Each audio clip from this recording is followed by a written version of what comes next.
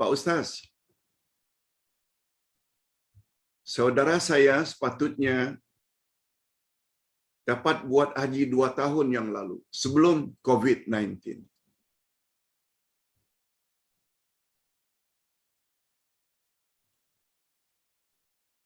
Dua tahun yang lalu.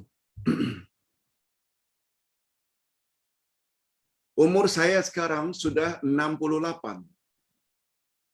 68. Walaupun ketika itu berdepan dengan COVID-19, umur saya 65, pada waktu itu kerajaan Arab Saudi menetapkan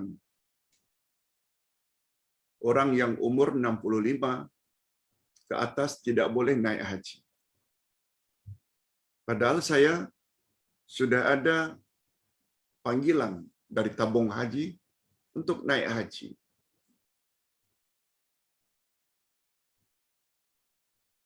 Lalu saudara saya sangat menyesal mengapa beliau tidak naik haji masa muda lagi.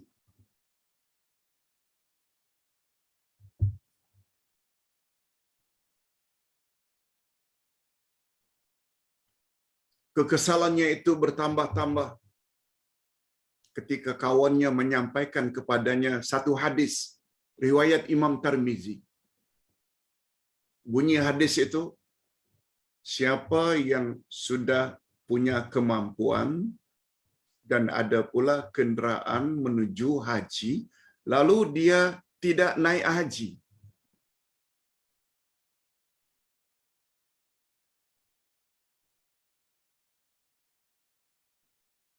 hadis itu mengatakan jangan menyesal kalau dia mati dalam Yahudi atau Nasrani. Oh, itu ancaman berat itu.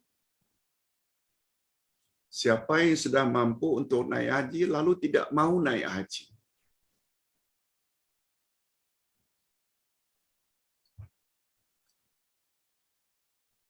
Lalu Nabi sallallahu alaihi wasallam teruskan, orang tersebut kalau mati sebagai Yahudi atau Nasrani. Ada hadis itu. Jadi saudara saya cukup bimbang, Ustaz. Ada peluang untuk naik haji, tak boleh karena Arab Saudi larang. Tak boleh umur 65 naik haji. Mereka ada hak untuk membuat peraturan seperti itu. Karena keselamatan. Dia ada kaitannya dengan COVID-19. Kita ingin naik haji, tapi tak boleh. Hadirin dan hadirat, khasnya kepada penanya, jangan bimbang. Jangan bimbang.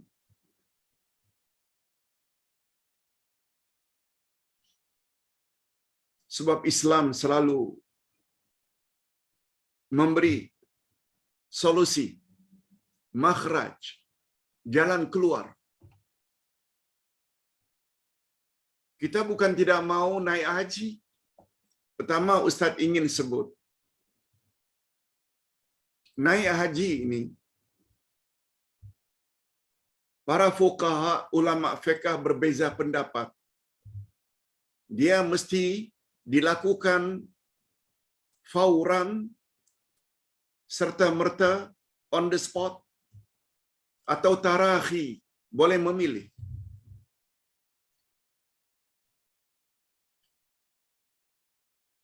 Setengah ulama mengatakan fauran. Bila mampu, mesti naik haji. Ada sebagian ulama mengatakan tarakhi. Dia boleh membuat pilihan. Atas sebab-sebab tertentu, bisnesnya tidak ada yang mengatur. Nantilah tahun depan. Karena belum lagi bersedia, ilmu belum cukup, nanti sajalah tahun depan. Itu namanya tarakhi. Dia delay pemergiannya. Dari dua pendapat ini, pendapat yang lebih kuat adalah tarakhi.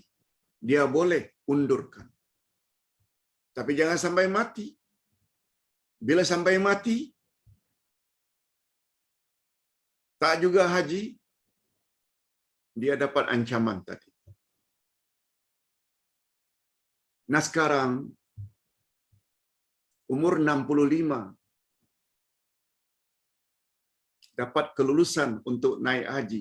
Cuma negara Arab Saudi atas sebab-sebab COVID-19 pada zaman itu tidak membolehkan umur 65 naik haji. Bukan dia yang tak mau, tapi peraturan yang telah menetapkan tak boleh masuk Arab Saudi. Oleh sebab itu, tak usah terlalu bimbang. Dalam agama ada istilah badal haji. Haji ganti. Haji ganti ini tak semestinya orang itu sudah mati. Ulama fiqh berpendapat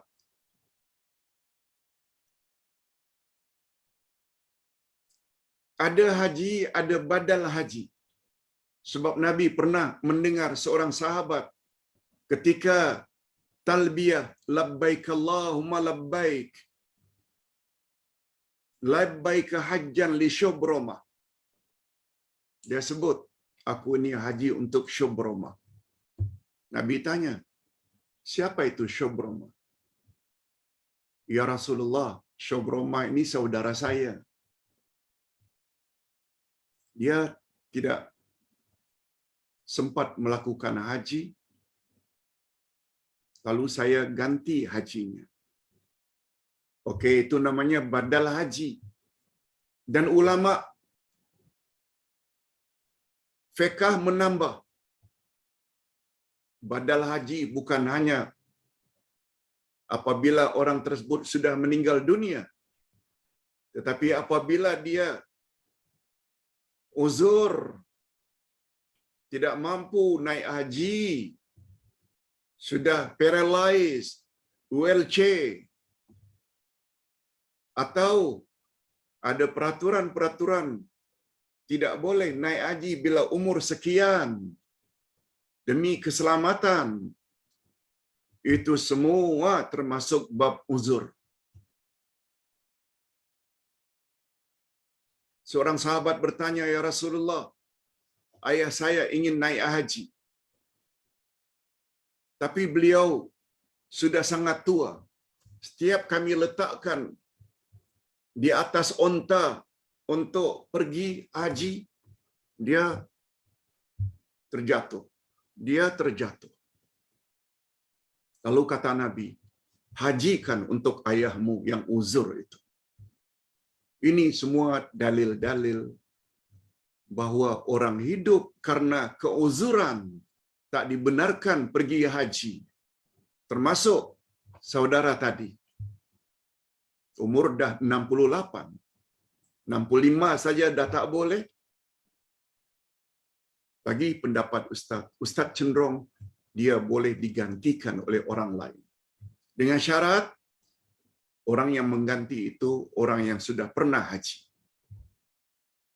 Ini solusi. Di sini perlunya kita kepada ilmu. Jadi tidak pening kepala, tidak was-was, tidak syak. Ilmu.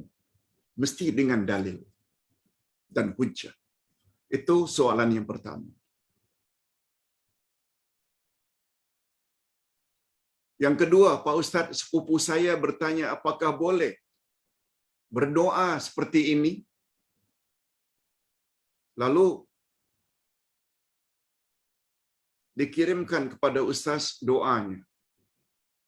Rabbana atina fid dunya hasanah wa fil akhirati hasanatan wa qina adzabannar. Subhana rabbika rabbil izzati amma yasifun wa salamun alal mursalin walhamdulillahi rabbil alamin. Doa pertama confirm dibolehkan sebab itu tertera dalam surat Al-Baqarah dalam Al-Quran.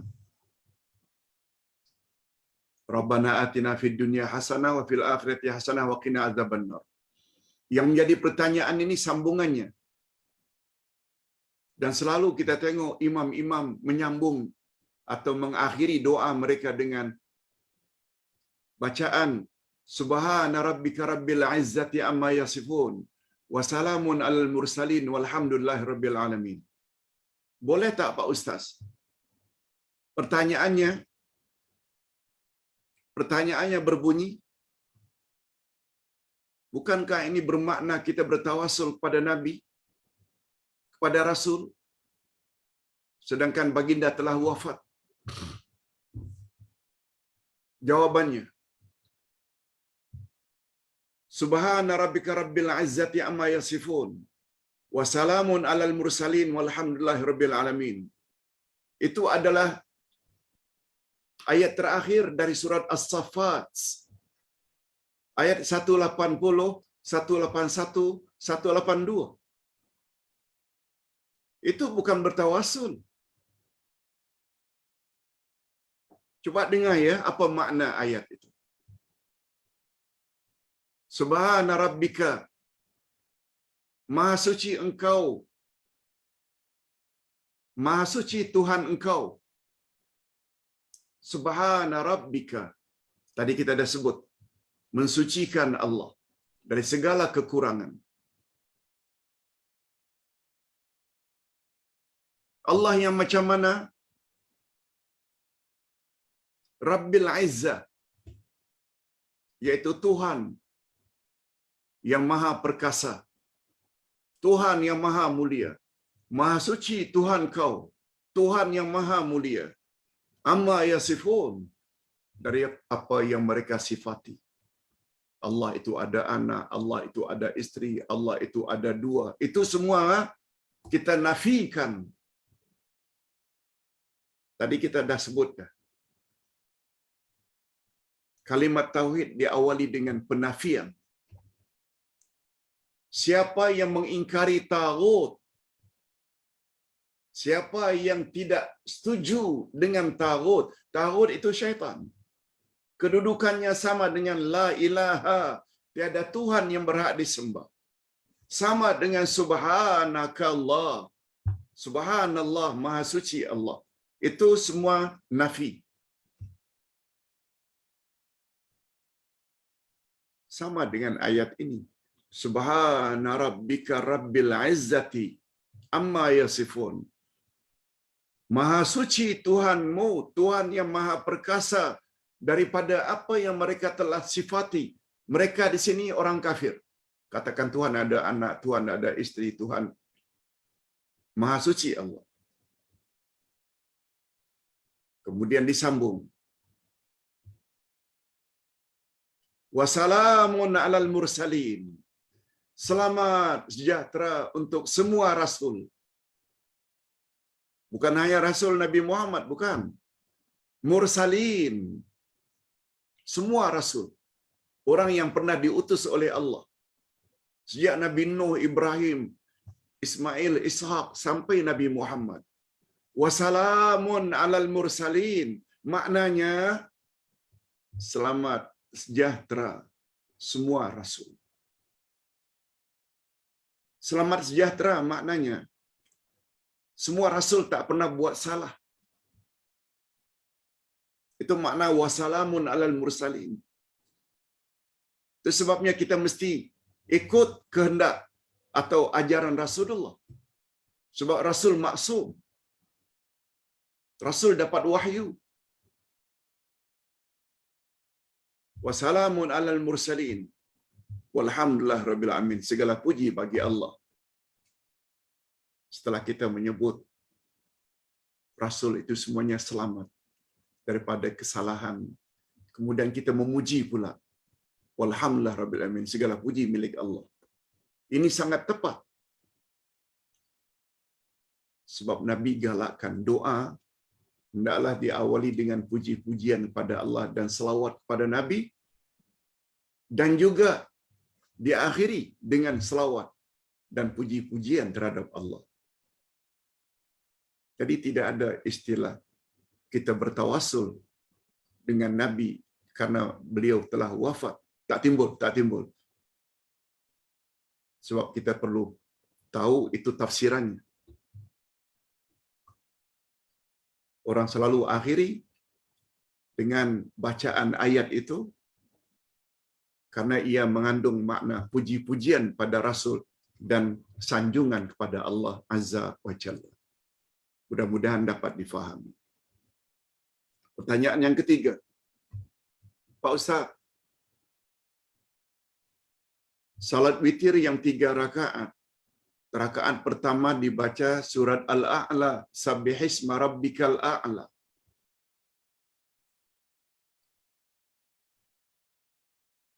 Ayat pertama, rakaat pertama. Rakaat kedua Al-Kafirun, rakaat ketiga baru surat Al-Ikhlas, Qul huwallahu ahad. Pertanyaan, bagaimana ketika kita salat witir, kita terlupa surah Sabbihisma Rabbikal A'la, atau kita tidak hafal karena surah itu agak panjang? Boleh tak Pak Ustaz kita ganti dengan surah lain?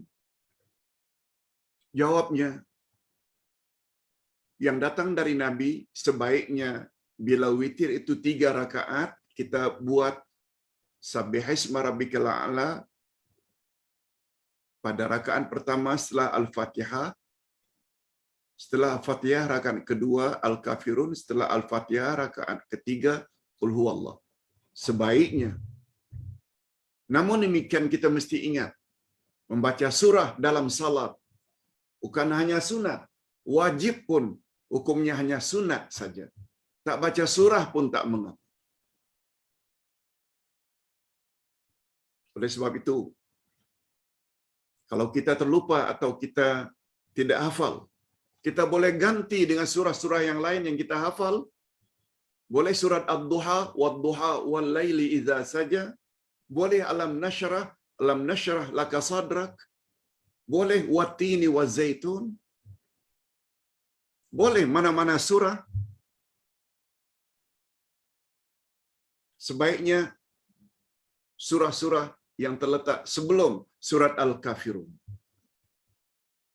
Juga boleh surat Al-Qadar, inna anzalnahu fi lailatul qadar.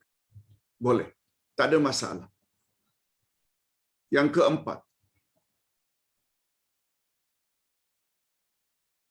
ada pendapat, Pak Ustaz, saya dapat video. Dalam video tersebut, Ustaz berkenaan mengatakan kita apabila bersedekah atau infak,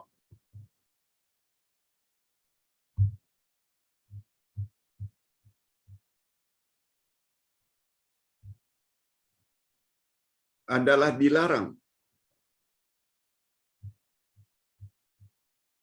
orang berdoa untuk kita setelah kita bersedekah. Kita bimbang dan takut habis pahala sedekah kita.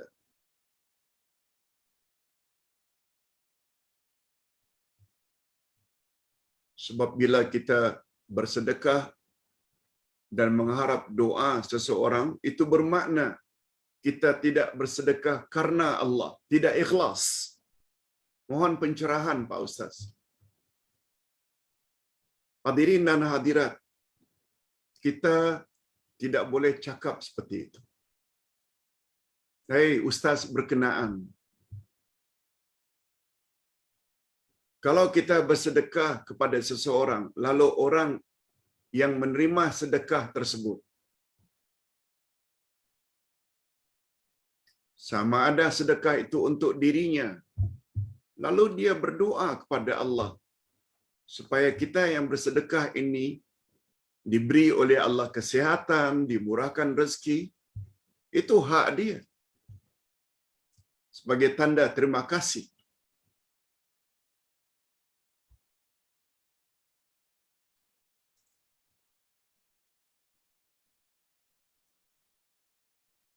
Kalau orang buat baik pada kita, apa anjuran Nabi supaya kita sebut. Jangan lupa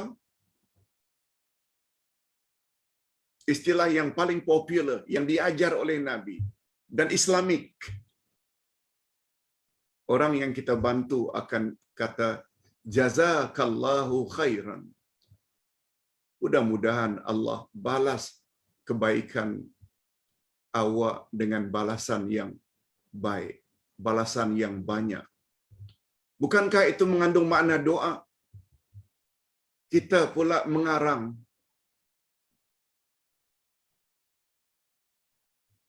Kalau kita tolong seseorang, jangan ucap terima kasih. Jangan doa untuk saya. Sebab saya bimbang, saya tidak ikhlas. Salah. Bukan salah. Salah sangat. Rasulullah sallallahu alaihi wasallam bersabda, "Man lam yashkurin nas, lam yashkurillah." Siapa yang tidak berterima kasih, tidak bersyukur kepada manusia, bermakna dia tidak bersyukur kepada Allah.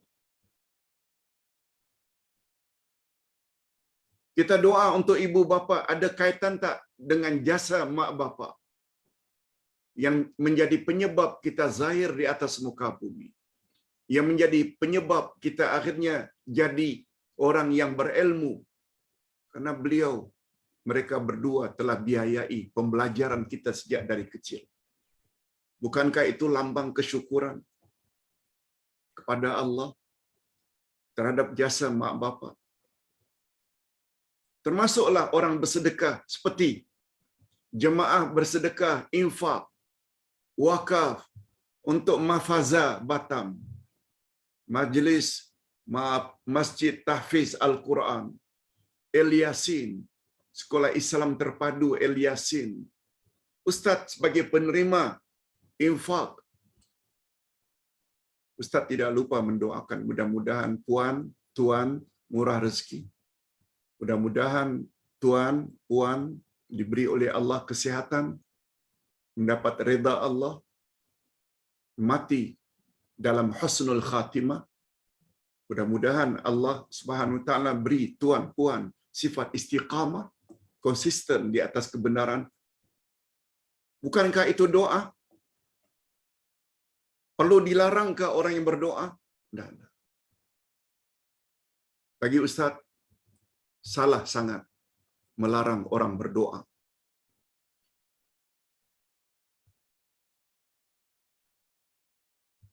Malah doa antara sesama Muslim sangat digalakkan.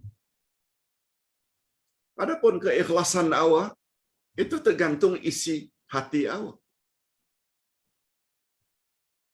Sebagaimana Ustaz jawab beberapa minggu yang lalu, saya beri Pak Ustaz kepada keluarga yang meninggal dunia tapi dia kafir. Tapi ada kawan-kawan kata jangan dia nanti gunakan duit yang awak bagi itu untuk agama dia. Dia beli alat-alat untuk agama dia. Tak. Jawabnya yang betul. Kalau kita ada kawan dia Muslim ke non-Muslim sedang kesusahan, kematian, kita bantu dia demi kemanusiaan.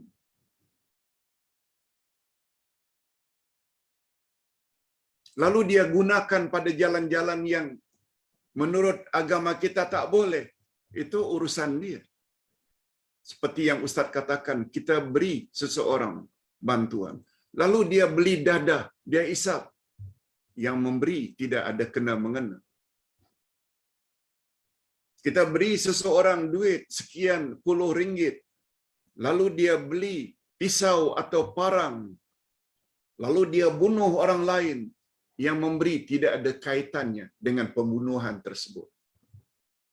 Sebab yang menjadi ukuran, kata para ulama, keikhlasan kita ketika memberi. Di mana duit tersebut dia gunakan, itu urusan orang yang kita beri. Bukan urusan kita lagi. Wallahu a'lam. Ini sampai orang berdoa pun tak boleh. Kononnya itu membuktikan dia tidak ikhlas lillah. Nah, bukan kita yang minta pun, dia yang mendoakan. Pertanyaan berikutnya,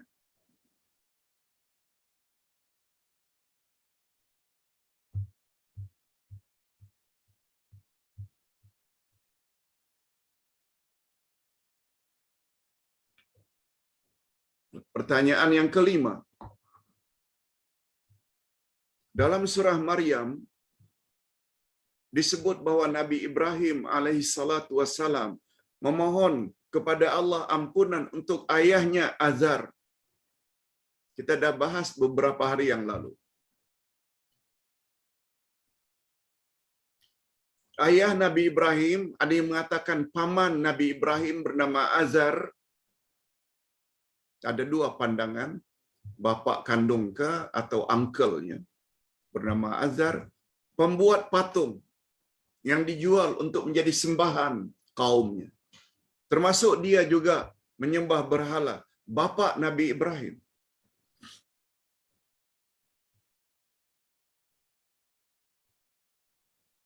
Kita telah bahas pada pagi subuh yang lalu ketika membahas nama Allah Al-Bari. Al-Bar'u maknanya berlepas diri. Sebagaimana Nabi Ibrahim pernah mengatakan kepada kaumnya, Ana bari'un amma tusyrikun atau bima tusyrikun. Aku berlepas diri terhadap apa yang kamu syirikkan. Perbuatan syirikmu, aku berlepas diri. Itu bari atau bura'a jamaknya.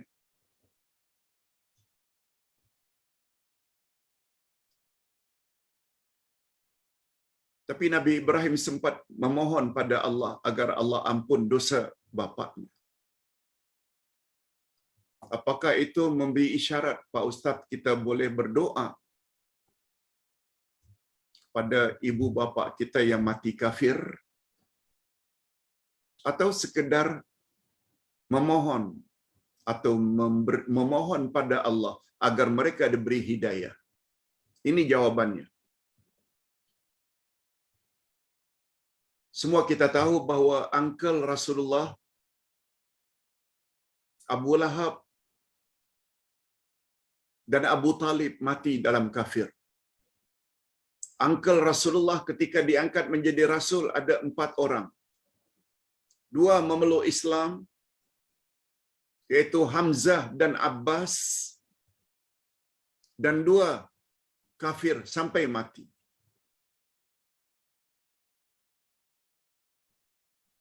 Abu Lahab mati kafir dan sangat jahat dengan anak saudaranya Nabi Muhammad. Tapi Abu Talib tidak, sangat baik. Tapi matinya dalam kafir. Kita singkatkan. Rasulullah sallallahu alaihi wasallam ajar angkelnya Abu Talib menjelang matinya. Angkel, ucaplah la ilaha illallah. Niscaya kalimat itu dapat menolong uncle nanti di akhirat. Lalu diganggu oleh sahabat-sahabatnya yang lain, sehingga ringkasnya mati tidak mengucap la ilaha illallah. Nabi Muhammad sallallahu alaihi wasallam sangat sedih.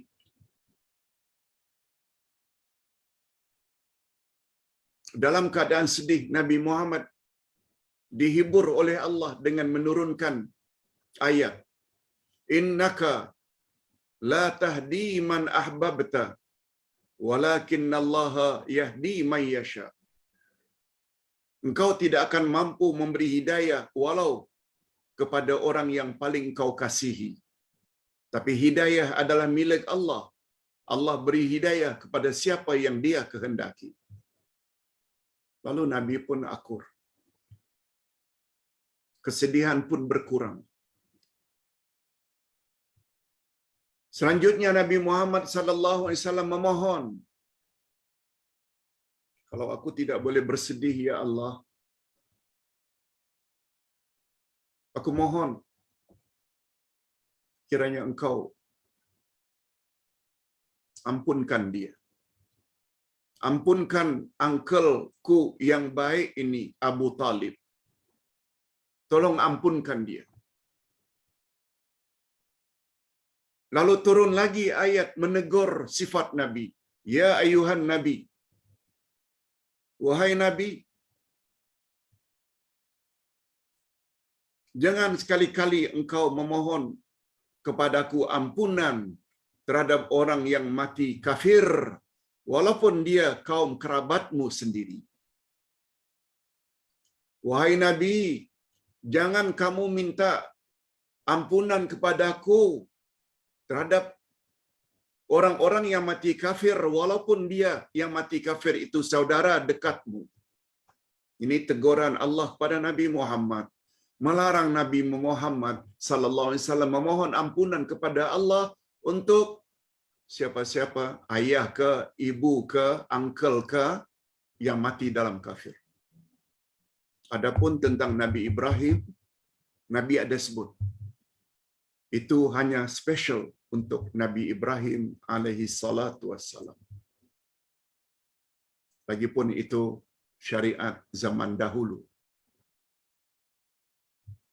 Atau dengan kata lain, itu khas untuk Nabi Ibrahim saja. Kita selaku umat Nabi Muhammad mesti ikut syariat umat Nabi Muhammad. Itu sebabnya apabila kita memeluk Islam sebagai muallaf, saudara baru, ayah ibu tidak Islam, adik kakak tidak Islam, selagi hayat di kandung badan, ajak mereka masuk Islam, masuk Islam, masuk Islam.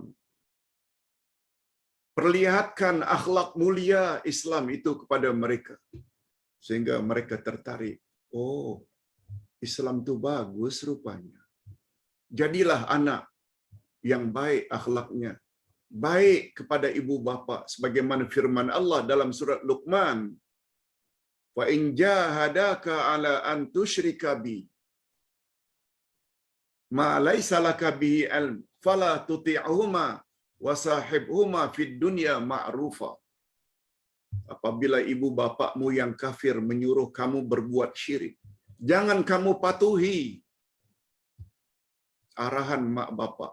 Namun demikian, gaulilah ibu bapakmu di dunia ini dengan pergaulan yang baik.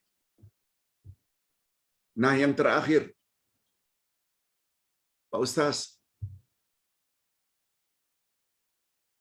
kawan saya tanya, boleh tak kita ikut cara Ustaz ini merawat matanya dengan mengusap di belakang ibu jari setelah membaca doa-doa tertentu, baca doa pada ibu jari, kemudian ibu jari ini diusap pada mata, dengan izin Allah akan sembuh. Ustaz hanya akan jawab secara singkat. Kalau ditanya ada dalil tak dari Nabi, Ustaz, jawabnya tidak ada. Bukan datang dari Nabi. Hanya saja amalan-amalan macam ini dalam agama disebut dengan mujarrabat. Mujarrabat maknanya amalan-amalan yang diamalkan oleh orang-orang dahulu, jarrab, bukan makbul ya. Jarraba yujarribu maknanya mencoba. Mujarrabat, amalan-amalan yang pernah dicoba oleh orang-orang dahulu, alim ulama ke, dan ini, dan ini, dan ini. Lalu dengan berbuat demikian, sembuh penyakit. Kalau doa itu minta pada Allah, cuma caranya kita baca pada belakang ibu jari, kemudian kita usap pada mata, minta supaya Allah Subhanahu wa taala sembuhkan penyakit kita. Kalau sekedar mau ikut, silakan ikut. Tapi dengan syarat, jangan kata itu Nabi yang cakap. Tak pernah datang dari Nabi. Wallahu a'lam.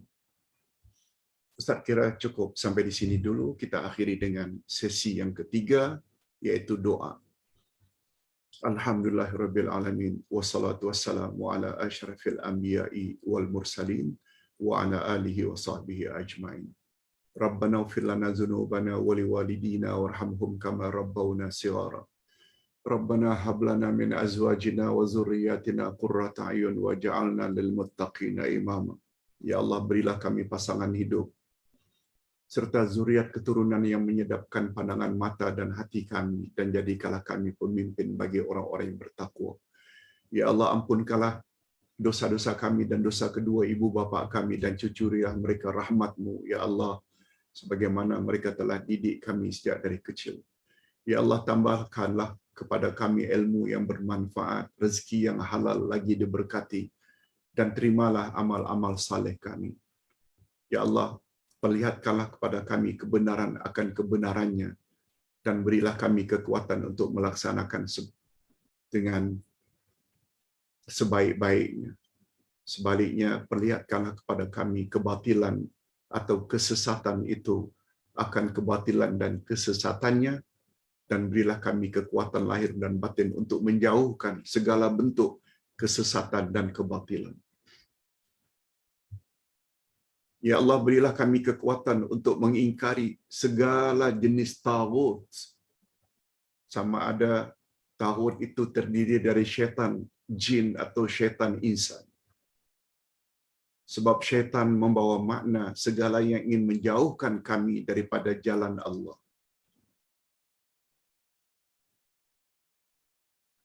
Sebab orang yang menjadi